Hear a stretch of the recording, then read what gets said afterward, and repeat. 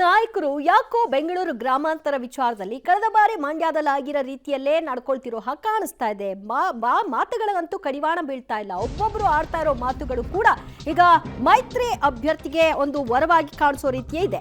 ಬೆಂಗಳೂರು ಗ್ರಾಮಾಂತರದಲ್ಲಿ red collar versus white collar fight ಆರಂಭವಾಗಿದೆ. ಕಾಂಗ್ರೆಸ್ ನಾಯಕರ ವೈಟ್ ಕಾಲರ್ ಟೀಕೆಗೆ ಮಾಜಿ ಸಚಿವ ಮುನಿರತ್ನ ಅವರು ತಿರುಗೇಟನ್ನ ಕೊಟ್ಟಿದ್ದಾರೆ. ಲಕ್ಷಾಂತರ ಜೀವಗಳನ್ನ ಉಳಿಸಿದವರು ವೈಟ್ ಕಾಲರ್, ಬಡವರ ಜಮೀನು ಲೂಟಿ ಹೊಡೆದವರು ರೆಡ್ ಕಾಲರ್. ಡಾಕ್ಟರ್ ಮಂಜುನಾಥ್ ಸಾಧನೆ ಇವರಿಗೆಲ್ಲ ಏನ್ ಗೊತ್ತು? ಕಾಂಗ್ರೆಸ್ ನಾಯಕರ ವಿರುದ್ಧ ಮುನಿರತ್ನ ಅವರು ಕಿಡಿಕಾರಿದ್ದಾರೆ.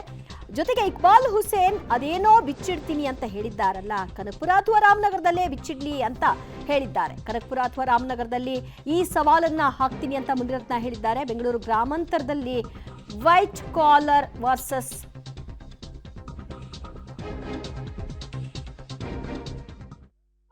ನಡೆಸ್ತಾ ಇದ್ದಾರೆ ಸದ್ಯ ಕಾಂಗ್ರೆಸ್ ನಾಯಕರು. ಅವರ ಹೇಳಿಕೆಯ ಮೂಲಕವಾಗಿ ಅವರ ಹೇಳಿಕೆಗಳೇ ಅವರಿಗೆ ಮುಳುವಾಗೋ ರೀತಿಯ ಪರಿಣಾಮಗಳು ಬಾಲಕೃಷ್ಣ ಆಗ್ಲಿ ಅಥವಾ ಇಕ್ಬಾಲ್ ಹುಸೇನ್ ಆಗ್ಲಿ ಏನ್ ಹೇಳಿದ್ದಾರೆ, ಅದಕ್ಕೆ ಮುನಿರತ್ನ ಅವರ ಕೌಂಟರ್ ಏನು ನೋಡಿ. ಮಾಗಡಿ MLA ಮಾತಾಡ್ತಾರೆ, white collar doctor white collar. ಹೌದಪ್ಪ, ವೈಟ್ ಕಾಲರ್ ಹಾಕೊಂಡು ಆಪರೇಷನ್ ಮಾಡಿ ಆ ಜೀವ ಉಳಿಸಿ ಆ ಕೆಂಪು ರಕ್ತ ಕಣಗಳನ್ನ ತೊಂದರೆ ಆಗದಂಗೆ ಜೀವ ಉಳಿಸಿ ಮನೆಗೆ ಕಳಿಸ್ತಾರೆ. ಜೀವ ಉಳಿಸೋಂಥ ವೈಟ್ ಕಾಲರ್ ಇವರು. ವೈಟ್ ಕಾಲರ ಇವರು ವೈಟ್ ಕಾಲರ್ ಹಾಕೊಂಡಿದ್ದಾರ ಹೇಳ್ರಿ. ಒಂದಾದ್ರೂ ಒಳ್ಳೆ ಕೆಲಸ ಮಾಡೋರ ನೋಡಿ. ಬೆಳಗ್ಗೆ ಅಂದ್ರೆ ರೆಡ್ ಕಾಲರ್ ತಾನೆ, ಬರೀ ರೆಡ್ ಕಾಲರೇ.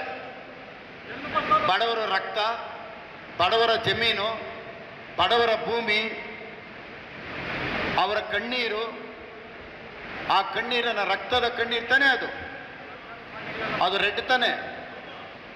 ವೈಟ್ ಕಲರ್ ಒಳ್ಳೇದ ರೆಡ್ ಕಲರ್ ಒಳ್ಳೇದ? ವೈಟ್ ಕಲರ್ ತಾನೆ ಒಳ್ಳೇದು. ಅಂತ ವೈಟ್ ಕಲರ್ನ ಇವತ್ತು ನಾವು ಹಿಡ್ಕೊಂಡಿದ್ದೀವಲ್ಲ, ಇದನ್ನು ಮಾತಾಡ್ತಾರಲ್ಲ, ಇವ್ರಿಗೆ ಏನು ಹೇಳ್ಬೇಕು?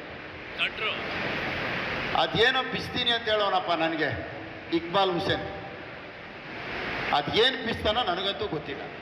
ರಾಮನಗರದಲ್ಲೇ ಜಂಟಿ ಸಮಾವೇಶದಲ್ಲಿ ನಂದು ಇಕ್ಬಾಲ್ ಬಿಚ್ತಾನ, ಇಕ್ಬಾಲ್ದು ನಾನು ಬಿಚ್ತೀನೋ ನೋಡ್ತೀನಿ.